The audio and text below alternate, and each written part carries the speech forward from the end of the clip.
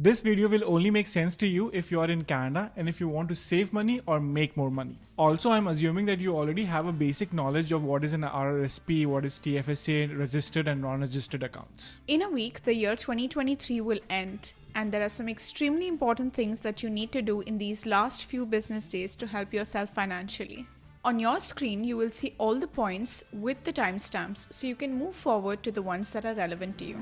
Point 1 is the TFSA withdrawal. If you need money and if your TFSA investments are not at a loss, then you can go ahead and withdraw your money. You shouldn't sell and withdraw your TFSA investments if you are at a loss. In an event that you absolutely need money and have to withdraw from TFSA, then it's the year's end, so whatever money that you withdraw, you will gain back the contribution room to your TFSA the next year. For example, if you have $50,000 in your TFSA account and you withdraw $10,000 from it in the year's end, then next year, that is January 2024, everyone, all the Canadians here will gain $7,000 in contribution room, but you will gain $17,000. So $10,000 that you have withdrawn will come back to you. This means that for 2024, you will have $17,000 worth of contribution room and you can deposit $17,000 in your TFSA account. Alternatively, if you withdraw from your TFSA account in Jan 2024, then you are going to have to wait an entire year to get your contribution room back in Jan 2025. So if you need to withdraw, make sure you do it now. Point 2, realizing capital gains. Now, if you have investments in your non-registered accounts, like not the accounts like RRSP, TFSA and other similar FHSA accounts, not those registered accounts.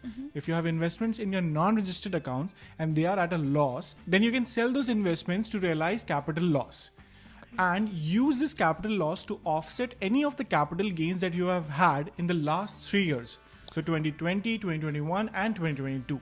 As an example, I made some profit on the Tesla stocks back in 2020 and paid taxes on that. Now that I have a loss in 2023, I can use this loss to offset the gains from the Tesla stocks back in 2020. Doing this, I will get back the capital gain taxes that I paid in 2020. If you have capital gains and if you want to sell it, then hold on. Do not sell them until January of 2024. A week will not change the price much. You will still have the investments in your account. But if you sell it in January of 2024, it will give you a year to offset those gains because taxes of 2024 gains will not be realized until 2025. So hold on. Point 3. Use interest on your mortgage as a tax write-off. With variable mortgage rates soaring high, many Canadian families end up paying high mortgages every month. And since most of you live in the houses that you pay mortgage for, the interest is not a tax write-off unless you do a few things. For this to work, you need to have a side hustle or a rental property which is generating you income. Now, whatever income you are generating, you need to take that income and put it up as an advance payment for the mortgage you are paying. Now, take an example. Let's say you are making $40,000 from a rental property, okay, or a side business, and you take this $40,000 and do an advance payment on the mortgage. As soon as you do that, you are now eligible to take a HELOC of the same amount. HELOC is Housing Equity Line of Credit. Okay. So you are now eligible to take a HELOC. The interest of HELOC will be higher. It will be like 7% or something like that. Now the side business or the rental property that you have, it will have some expenses, right? If it is a rental property, then you have property taxes, you have insurance, you have utility bills, and number of things. Now the money which you have taken out from HELOC, you can use this money to pay for the expenses of your rental property or the side hustle that you have. Okay. Doing this, the interest which is on HELOC will now be a tax write-off. And this HELOC was only possible because you have a primary mortgage. So this way you can convert your primary mortgage interest into a tax write-off. But there are some nuances. You have to be careful of the calculation because if it is not done properly, you will end up in a loss. But if done properly, then over a period of 5 years, you are going to make tens of thousands of dollars in profit. If you need more information on this topic, then do let us know in the comment section and we will make a dedicated video for this to help you understand. Point number 4 is to open an RESP account. If you have a child who is a Canadian resident and has a SIN number, then go ahead and open the RESP account right away. Well, you don't have to contribute any money if you don't have it, but just make sure that you open the account because just by opening the account in 2023, you are now eligible for a $500 grant from the government. Remember that you can claim missing grants only up to one previous year and not more than that. Let's say that you open the RESP account in January of 2024 and not in 2023, even though you were eligible in 2023. Okay, you were lazy, you opened in 2024. And the maximum grant that the government provides is $500 per year. So in 2024, even if you contribute $5,000 to your RESP account, the contribution from government will only be $500. Had you opened in 2023 and then contributed $5,000 in 2024, you would have got $1,000. $500 were for 2023 and the remaining $500 is for 2024. Okay.